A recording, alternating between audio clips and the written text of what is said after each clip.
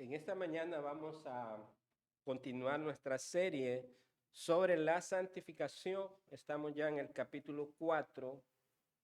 Hoy vamos a ver el tema Cristo y la santificación. ¿Cómo se relaciona la obra de Cristo, la obra consumada de Cristo y la santificación del creyente? Así que la santificación, hermanos, por tanto, debe de estar ligada a la obra suficiente de Cristo. No puede ser añadida nada más que esa obra de Cristo consumada en la cruz del Calvario y lograda para los suyos, sin la cual ningún hombre, por tanto, puede ser santo en sí mismo. No son por las obras nuestras, nos dice ya la Escritura, y como es una verdad que está desde el Antiguo y en el Nuevo Testamento, de que el hombre está caído en sus pecados, en sus delitos, y es un infractor de la ley de Dios. ¿Desde cuándo? Desde la caída de Adán en Edén. Desde que el hombre desobedeció allá en el Edén, los hombres han sido sumergidos en esta esclavitud del pecado, en esta maldición del pecado. Cosa a la cual el doctor Sproul mencionaba como que es una traición cósmica. El ser humano ha traicionado al Creador. Y fue tan grave el efecto, fue tan enorme, que la creación misma fue sujeta a maldición a causa del pecado del hombre. Si nosotros queremos ver la magnitud de nuestro pecado, debemos verla en cuanto dañó nuestro mundo, el mundo que Dios creó. La tierra gime, dice la Escritura, esperando la manifestación, la redención de los hijos de Dios en aquel día futuro donde seremos transformados, pero también la Escritura nos habla de que esa tierra espera también una transformación para que vuelva a ser igual como Dios la creó en el inicio en Edén. Allí en Génesis encontramos los efectos del pecado del hombre. Dice que la tierra comenzó a dar espinos como símbolos concretos de esa maldición y de ese efecto que trajo el pecado al hombre. Vemos ahí la raíz y el problema de la humanidad. El hombre no es santo, el hombre no es perfecto, por lo cual jamás puede cumplir el estándar santo de Dios. Constantemente está quebrantando sus mandamientos, sus leyes, de tal manera que fuera de la obra de Cristo, fuera de Dios, ya pueden ser las religiones más sofisticadas, ya puede ser el gnosticismo, el ascetismo, el limitarse a cosas, el retirarse a montañas, en los monasterios como un monje. Esas cosas no lo van a volver santo. Esas obras humanas, por cierta reputación que ellas tengan, no va a hacer a nadie santo fuera de Cristo. Nosotros conocemos este tipo de sectas y religiones basadas en el mérito humano, basadas en limitarse de ciertas cosas materiales. Los gnósticos dicen que la materia es mala. Algunos renunciaron incluso a sus riquezas para vivir pobremente en el mundo, tratando de alcanzar esa santidad y merecer así el cielo. Pero fuera de Cristo, mis hermanos, ningún hombre será justificado, como nos dice el Evangelio. No puede producir santidad en su manera de andar en este mundo. Es hasta que esa gracia de Dios alcanza a ese vil pecador, es hasta que la luz resplandece en las tinieblas, que sus ojos pueden ver. El ser humano se le es quitado ese velo espiritual y puede ver y puede escuchar el evangelio de poder y puede escuchar la voz de Dios llamando a ese vil pecador al arrepentimiento y a la fe en Cristo Jesús. Por lo tanto, también es una obra divina el llamado a los pecadores al arrepentimiento y a la fe. El hombre no puede producir vida espiritual sin que Dios tome la iniciativa divina llamando a los pecadores a través del glorioso evangelio. Y cuando el hombre es llamado a la fe, cuando el hombre es regenerado en esos regalos de Dios en la persona de su Hijo Jesucristo, como el medio, entonces Dios da dones y uno de sus dones es la santificación a través del Espíritu Santo, quien glorifica a Cristo.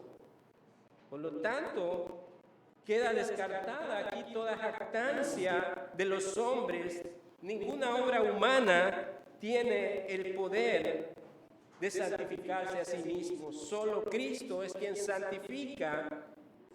Solo Cristo es quien derramó su sangre por los suyos como la expiación de los pecados de los pecadores.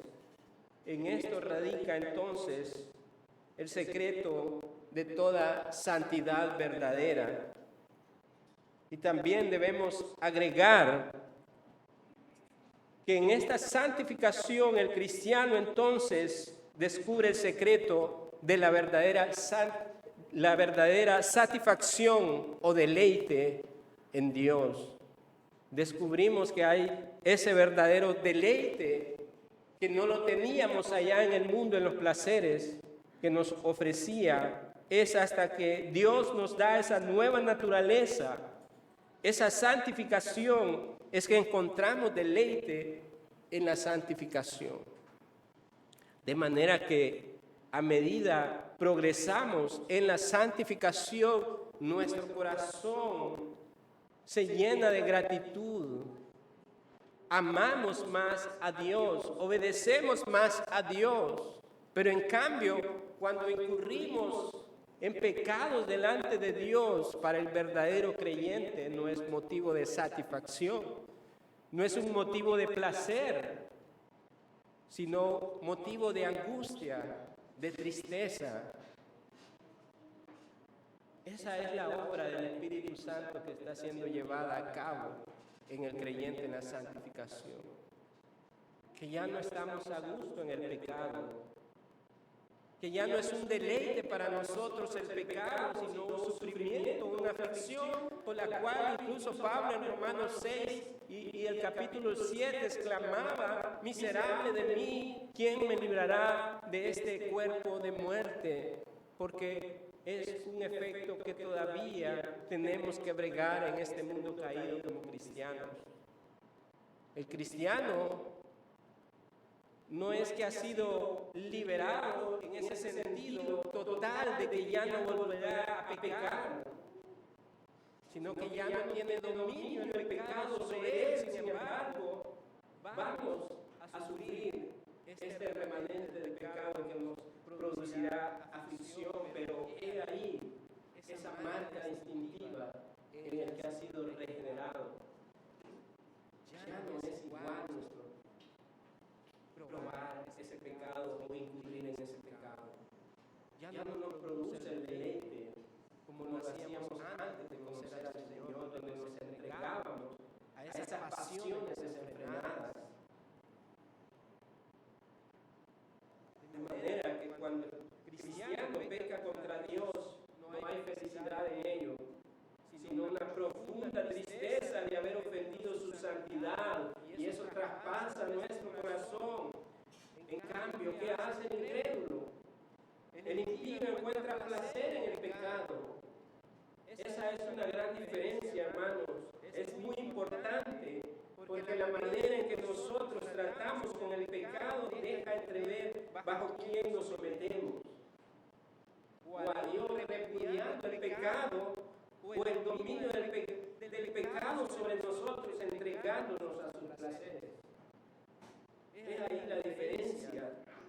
Entonces el cristiano solo encuentra satisfacción en hacer la voluntad de Dios. El cristiano es feliz cuando progresa en su santificación,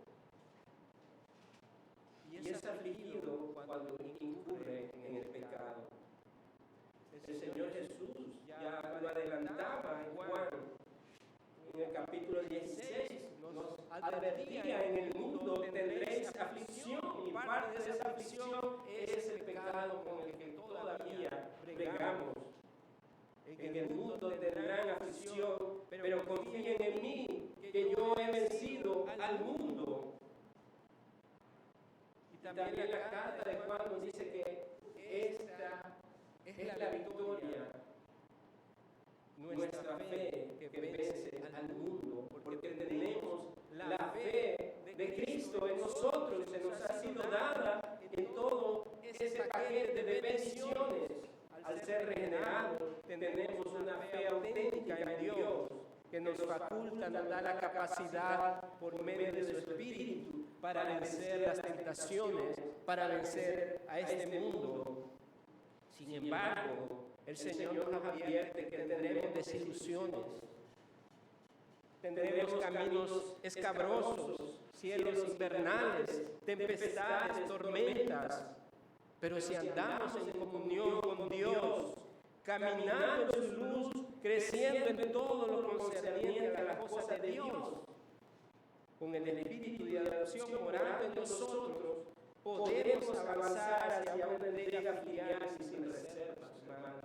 Podemos cruzar las tormentas, podemos cruzar los caminos escabrosos, la desilusión, el luto, todas estas cosas por las cuales nuestro Señor se compadecía de nosotros cuando Él se encarnó de nuestros padres.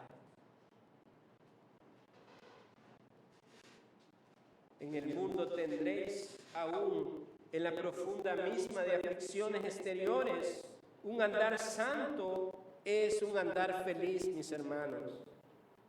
Este es el orden divino y por lo tanto tiene que ser sabio y bueno, porque es la manera en que Dios obra en el creyente en este mundo. John Piper dice que Dios es más glorificado en nosotros cuando estamos más satisfechos en Él. Dios es más glorificado en nosotros cuando estamos más satisfechos en Él. Cuando vemos que las cosas de este mundo, por atractivas, los atajos de este mundo que ofrecen, comparados con Él, no son absolutamente nada y los podemos estimar como basura, como estiércol, como así lo describe Pablo en su carta, comparado con el amor de Dios, con las promesas que hay en Dios, entonces encontramos satisfacción y verdadero deleite en nuestro Creador. ¿Cuál es esa relación de Cristo y la santificación del creyente? Vemos que el Espíritu es quien santifica la vida de los creyentes y lo hace de una manera especial y eficaz por medio de la cruz de Cristo. La Trinidad del Dios Trino, obrando en la santificación de los creyentes. El Padre envió al Hijo a cumplir esa misión de rescate, de redimir a su pueblo. Pero también Cristo dijo: no los dejaré huérfanos, no estarán solos, yo enviaré al otro Consolador y estará con ustedes. De manera que el creyente no está solo. Cristo ascendió a los cielos y está sentado a la diestra del Padre, pero no estamos huérfanos, no estamos solos. La persona del Espíritu Santo, la tercera persona de la Trinidad, está llevando a cabo esa obra. El Padre envió, el Hijo cumplió la misión y el Espíritu Santo está aplicando esa obra de Cristo en nuestra vida, de manera que vemos la operación del Dios Trino en nuestra vida, en esta gloriosa doctrina de la santificación. La Escritura nos dice en Mateo 1:21, llamará su nombre Jesús, porque Él salvará a su pueblo de sus pecados. Él salvará a su pueblo de sus pecados y no solo los salvará de su culpa, no solo los salvará de la condenación del pecado, sino también del poder y la tiranía del pecado, del dominio del pecado. Primera de Corintios capítulo 1 verso 2 nos dice, Romanos 6:14 antes, el pecado no se enseñoreará de vosotros. Es decir, el pecado ya no tiene dominio sobre vosotros, aquellos que han sido regenerados, aquellos que se le han dado un nuevo corazón y el Espíritu habita en ellos. Estos ya no están bajo potestad y dominio del pecado, de manera que el pecado no puede reinar en vuestros cuerpos mortales, nos dice la Escritura. También 1 Corintios capítulo 1 verso 2, Pablo escribiendo a esta iglesia, los identifica como santos. Él dice a la iglesia de Dios que está en Corinto, a los santificados. Y les he mencionado que esa finalización de esa palabra, hados, oídos, es una obra en el pasado consumada. Santificados, ¿en quién? En Cristo Jesús, por medio de su sangre nos ha limpiado, nos ha purificado, nos ha hecho santos posicionalmente. Así que Pablo describe a la iglesia como los santificados en Cristo Jesús, porque es en Cristo, es en la obra de Cristo que nosotros hemos sido declarados justos, apartados de este mundo y separados para Dios. Eso es lo que significa la palabra ser santos, santos, apartados, separados para Dios. Pero la referencia más impresionante sobre esta verdad importante se encuentra en el versículo 30 del mismo capítulo de 1 Corintios 1, donde menciona especialmente el Señor Jesús cómo ha hecho por Dios la santificación de su pueblo. Mas por Él, por Cristo, mas por Él estáis vosotros en Cristo Jesús. Este es el Padre, Dios Padre, mas por Dios Padre estáis vosotros en Cristo Jesús, el cual nos ha sido hecho por Dios sabiduría, justificación, santificación y redención. Esa es la obra de Dios a través de Cristo, aplicada a su iglesia, a cada cristiano. Dios hizo sabiduría, Dios ha hecho sabiduría, Cristo, justificación, santificación y redención para su pueblo. Es esencial para una comprensión correcta del tema saber en qué sentido es Cristo hecho nuestra santificación, de modo que creyendo en Él y recibiéndole como tal, como nos dice Efesios 4:15, crezcamos en todo en aquel que es la cabeza, esto es Cristo. La manera en que nosotros crecemos es a través de aquel quien es nuestra cabeza, quien es cabeza de la iglesia, y este es Cristo. No hay otra manera de crecer, hermano, ni progresar en la santificación, sino solamente a través de Cristo.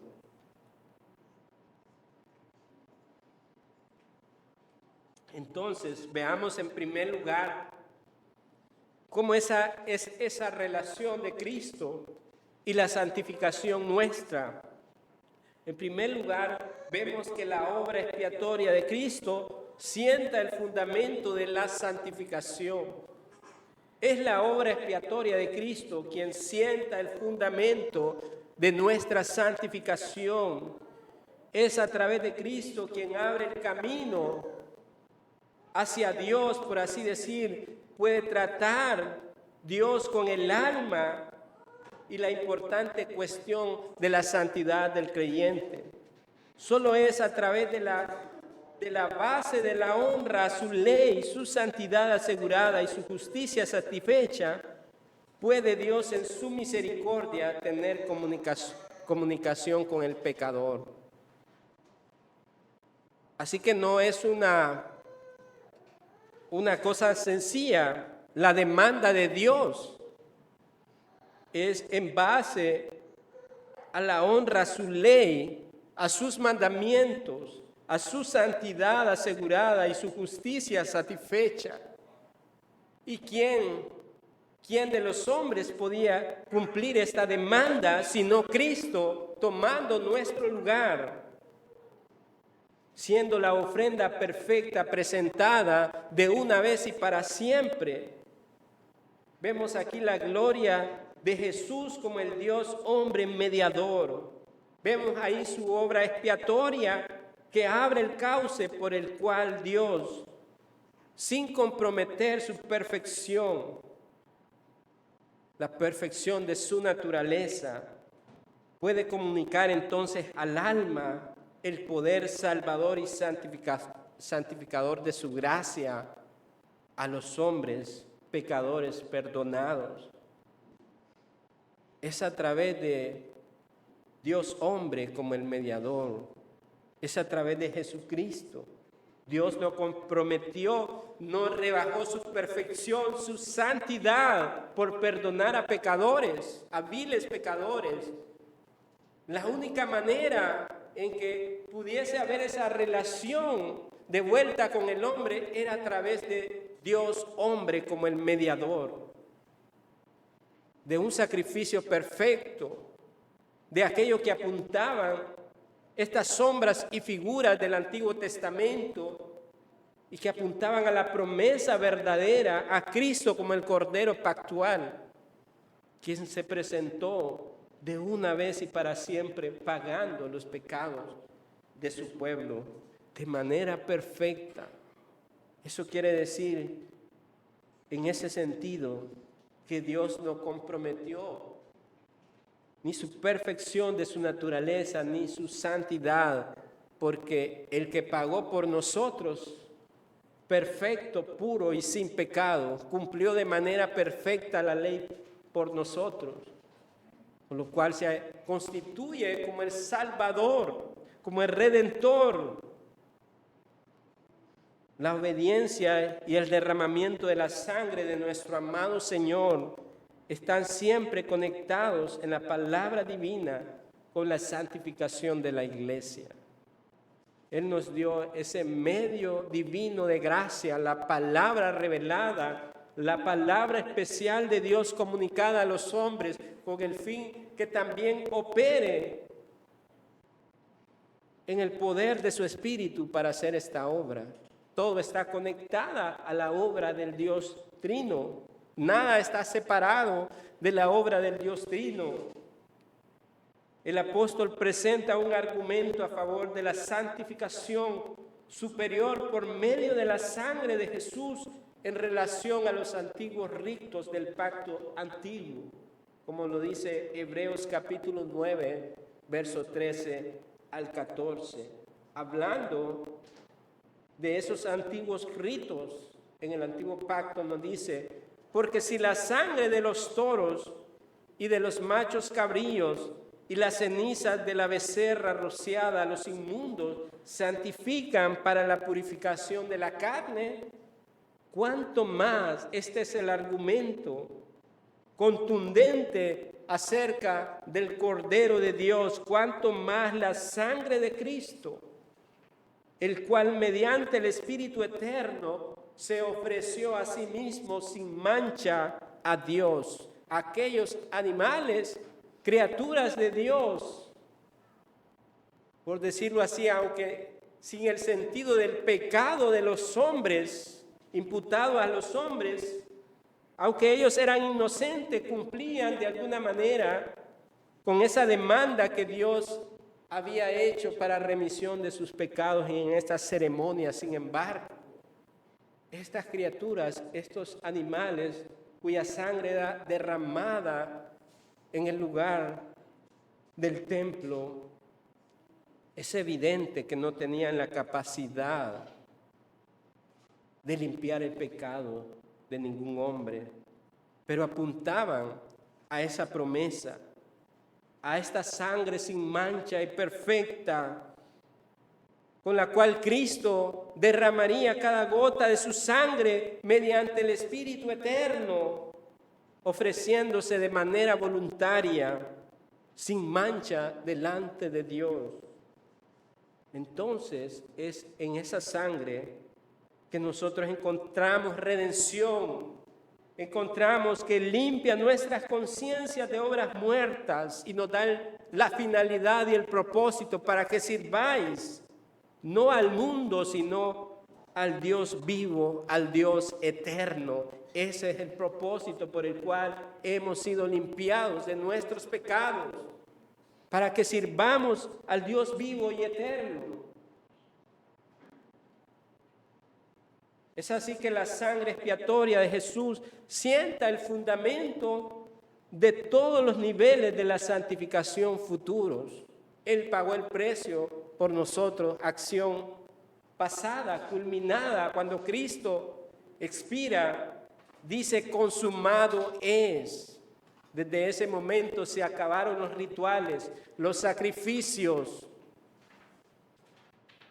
El nuevo pacto era inaugurado en su sangre, en su expiación perfecta, en esa salvación perfecta que abarca todos los niveles de nuestra santificación.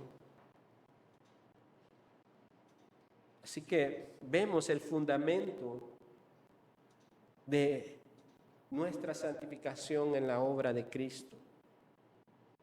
La cruz de Cristo es, por así decir, el punto de partida del alma en esta gloriosa carrera de la santidad y la meta a la cual retorna. Por ella el cuerpo de pecado es herido, y herido fatalmente. De ella fluye perdón, paz y santidad, y a través de ella el alma se acerca a Dios cada día en entrega santa a su servicio. Así que nadie sueñe con una verdadera mortificación del pecado, de una santificación real del corazón, si no se relaciona constante, cercana y confiadamente con la sangre expiatoria de Jesús. Y ese es el cuidado del legalismo, de convertir el proceder de nuestra fe en meramente actos externos, como si estas cosas en sí mismas nos santifican o tienen el poder de santificarnos. Como así lo eran los fariseos, especialistas en añadir tradiciones a los mandamientos de Dios para verse a sí mismos ellos más santos y puros delante del pueblo.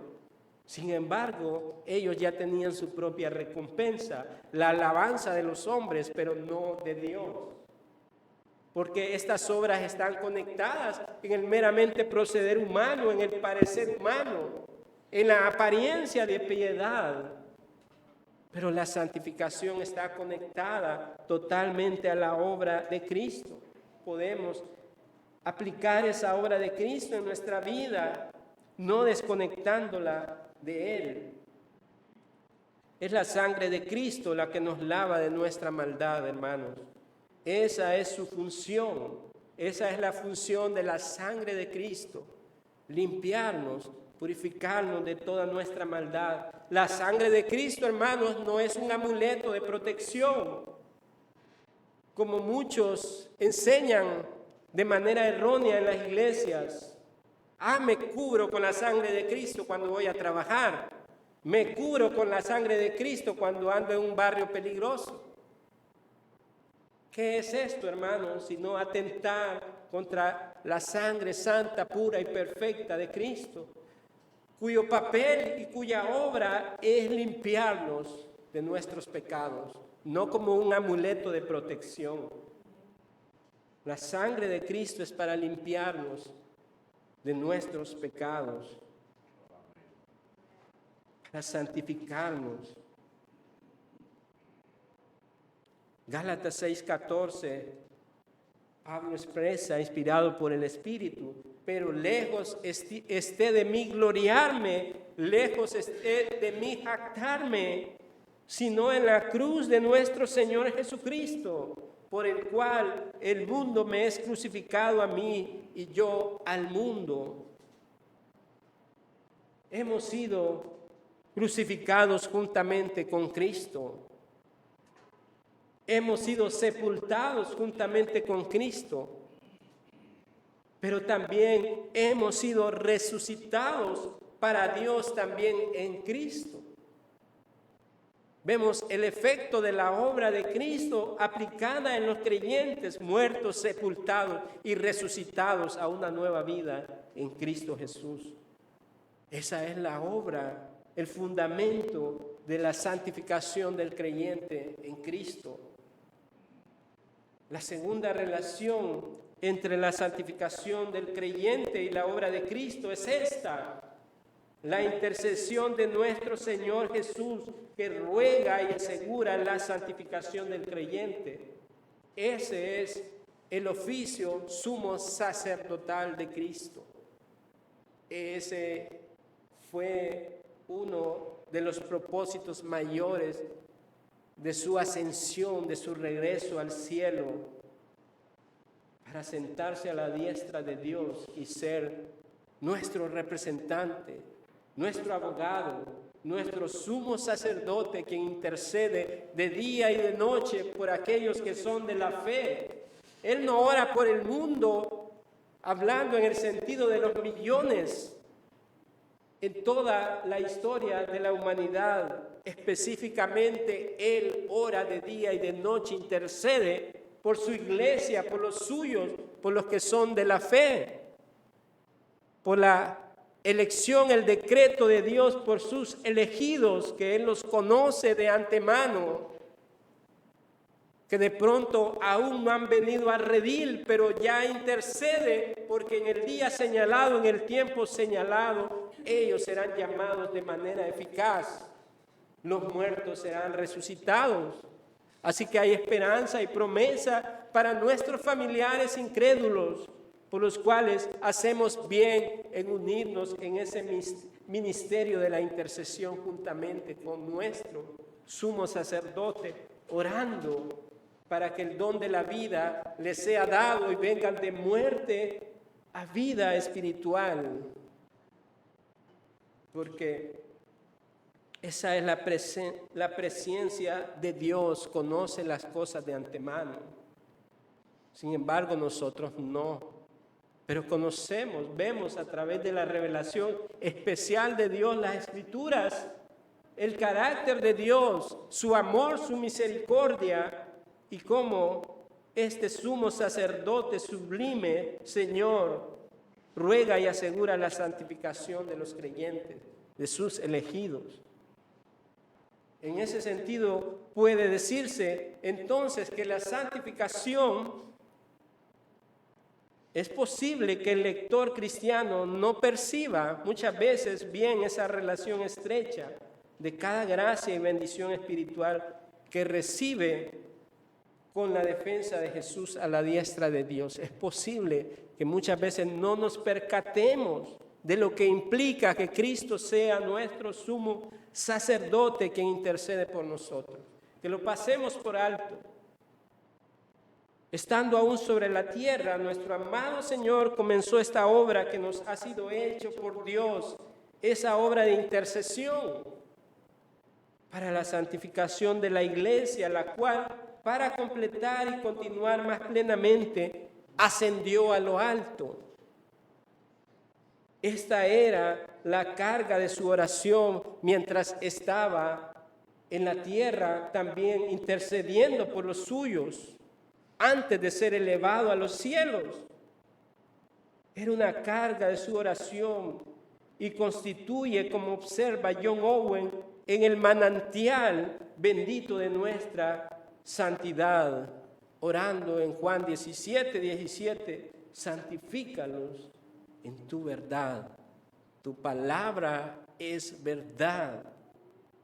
¿Cuál es la manera en que somos santificados también, sino en este medio asombroso, maravilloso de su palabra, de su verdad revelada que opera en el poder de su Espíritu Santo, recordando que Él intercede por nosotros, recordando las promesas de Dios en las cuales nosotros somos preservados en este mundo caído. El Señor está orando como lo oró juntamente en aquel momento con sus discípulos. Continúa orando: Padre, santifícalos en tu verdad.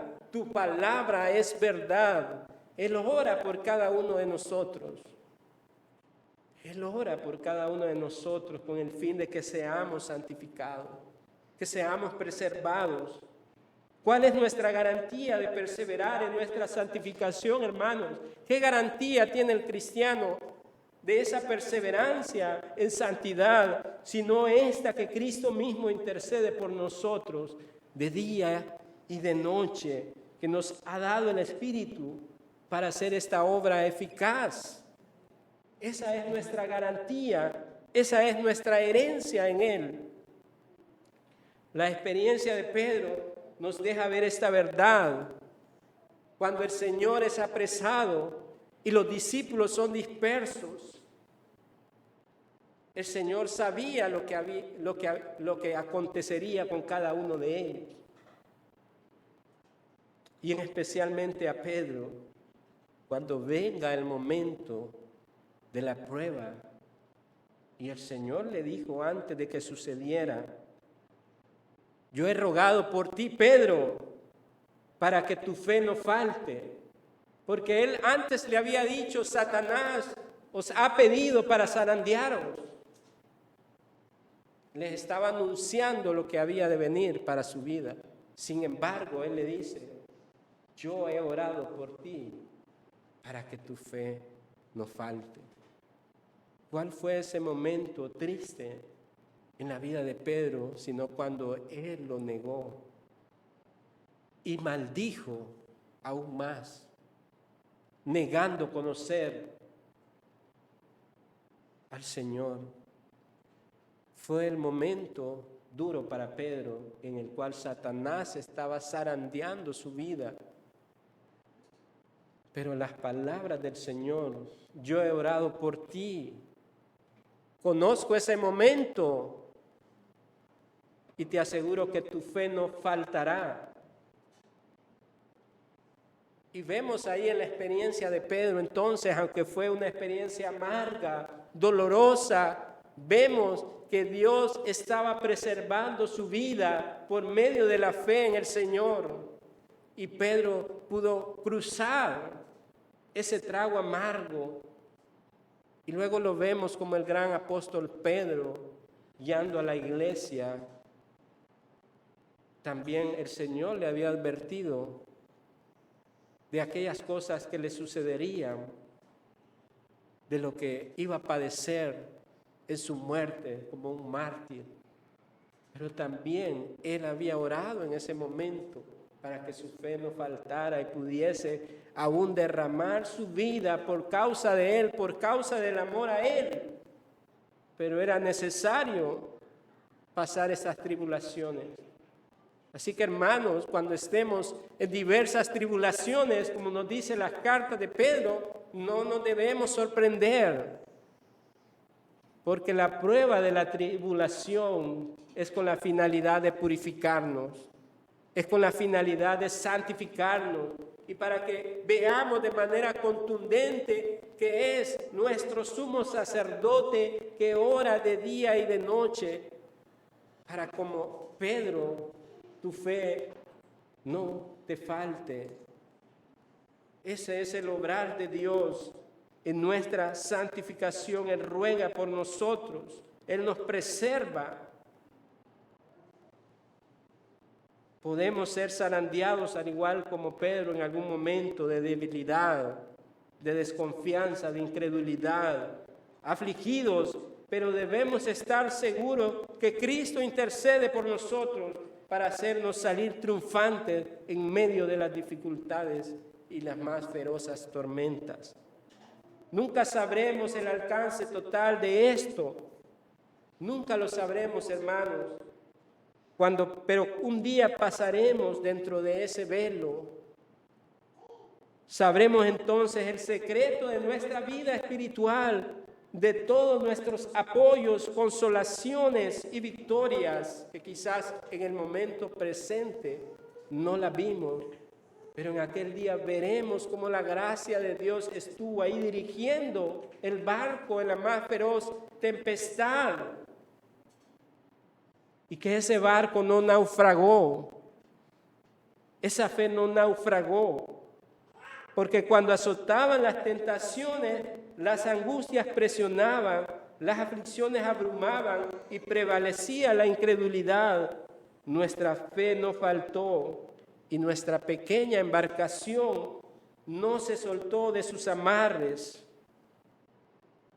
Y pudimos clamar en aquel momento, como Pablo lo menciona en su segunda carta a los Corintios, capítulo 2, verso 14. Dios gracias, el cual nos lleva siempre de triunfo en triunfo en Cristo Jesús. El secreto entonces se revelará. La intercesión de Jesús, nuestro sumo gran sacerdote, que velaba por nuestras almas, tal como lo hizo en la gran tempestad con sus discípulos. Él dormía en completa paz.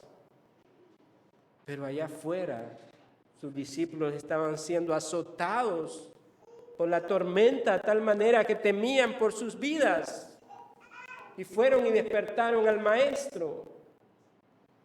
Y él les reprendió diciendo, por su falta de fe y su incredulidad. Pero él calmó las tempestades con el poder de su palabra.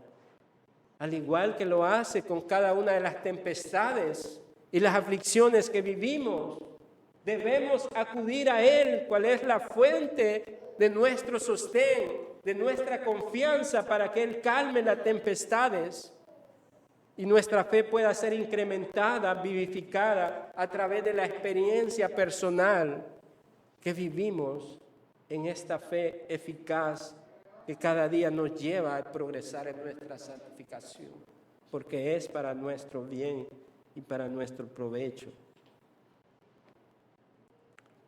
Veámoslo a Él, a Cristo, como la cabeza de toda la plenitud intercesora de su pueblo. Agradó al Padre que en Él habitase toda plenitud. Colosenses 1, verso 19. Juan 1, 16. Porque de su plenitud, de Él, de Cristo, tomamos todos y gracia sobre gracia. Es Cristo el autor de nuestra fe. Es Cristo el todo para el creyente. He aquí la santificación del creyente que lamenta la existencia y el poder del pecado en él, sintiendo que es más pesada su carga y más profunda la causa de su tristeza. Es su creciente descubrimiento del mal escondido que hay en cada uno de nosotros. Cada sucesiva introspección puede ser más profunda y tenebrosa que la anterior. ¿A dónde más que a Jesús acudir, hermanos, cuando somos azotados, afligidos por nuestros pecados también? ¿A dónde acudir sino al Señor Jesucristo? ¿Hacia dónde puedo volar más que a su cruz? Verle a Él, en su obra expiatoria, en su sangre que me lava de toda iniquidad, de toda maldad. Esa fue la cruda realidad con la que Pedro respondió a Jesús cuando el Señor le dijo, ¿quieren irse ustedes también? Como la multitud busca al Señor por diferentes beneficios personales, pero cuando el Señor llamó en esa exigencia de lo que significa seguirle, la demanda del reino de Dios, entonces a sus mismos discípulos los confrontó diciéndoles, ¿ustedes también quieren irse? Yo no los detengo. Pero Pedro, el osado Pedro, él dice, Señor, ¿a quién iremos si solo tú tienes palabras de vida eterna? Esa es nuestra realidad, hermanos, como creyentes. ¿A dónde vamos a ir? ¿A quién iremos? Solamente el Señor tiene palabras de vida eterna. Solamente Él es la fuente de nuestro bien y de nuestro progreso espiritual. Se encuentra con que hay lo suficiente en Cristo para hacerlo santo. El cristiano encuentra que en Cristo está todo lo suficiente para que nosotros progresemos en esa santificación. Porque aunque es una obra consumada, santificados posicionalmente, pero no es de brazos cruzados porque haya sido consumada, sino que esta requiere una responsabilidad del creyente en su progreso, en cada día ser más santo. Ese es el verdadero deleite y felicidad del cristiano, en ser santos para Dios. Que al llevar el Señor simplemente sus pecados, que podamos llevar simplemente nuestros pecados a Jesús para ser perdonados, a llevarle nuestras marcadas debilidades para que éstas desaparezcan al llevarle nuestras necesidades y ser satisfechos. En suma, hermanos, se encuentra que Cristo es nuestra sabiduría, nuestra justificación, nuestra santificación y nuestra redención. ¿Qué más podemos esperar si en Cristo está la suficiencia de todo lo que necesitamos? Concluimos entonces este capítulo con algunas prácticas a considerar y aplicar en nuestra vida. En primer lugar, debemos entonces reconocer que fuera de esa gracia divina de Dios en Cristo, ningún hombre será justificado, salvado, ni mucho menos santificado. Deberás descartar toda obra de autojusticia, dejarte verte a ti como un hombre bueno, porque no lo eres. Eres un vil pecador, necesitado de la gracia y del perdón de Dios. Es hasta que reconoces esta realidad que puedes ir a la fuente de toda salvación en arrepentimiento y fe en Cristo. En segundo lugar, hermano, si has experimentado el nuevo nacimiento por obra divina, reconoce todo lo que has recibido a través de Cristo para enfrentar el pecado. Ya no estás bajo el dominio, el señorío del pecado. Por tanto, el pecado ya no se enseñoreará de ti. Mortifica tus pecados en el poder de su Espíritu. Progresa en tu santidad y encontrarás una vida victoriosa en Cristo. Ese es el estándar con el cual Dios nos ha llamado. Número 3, si el pecado te aflige actualmente, si sufres por un pecado en especial y Satanás, el acusador, busca en ti que te sientas culpable e inmerecedor de esa gracia de Dios, dile que Cristo pagó por tus pecados. Tienes un sumo sacerdote que intercede de ti de día y de noche. Arrepiéntete, apártate del pecado, límpialos en la sangre del Cordero, porque Él es fiel y justo para perdonarnos y librarnos de toda maldad. Y finalmente en el 4, vive una vida que agrada a Dios. Sírvele fielmente, predica su evangelio para que otros conozcan de aquel que perdona y santifica a los que a Él vienen en arrepentimiento y fe. Que tu vida sea ese instrumento santo en las manos de Dios. Amén. Vamos a orar al Señor porque su palabra nos alienta.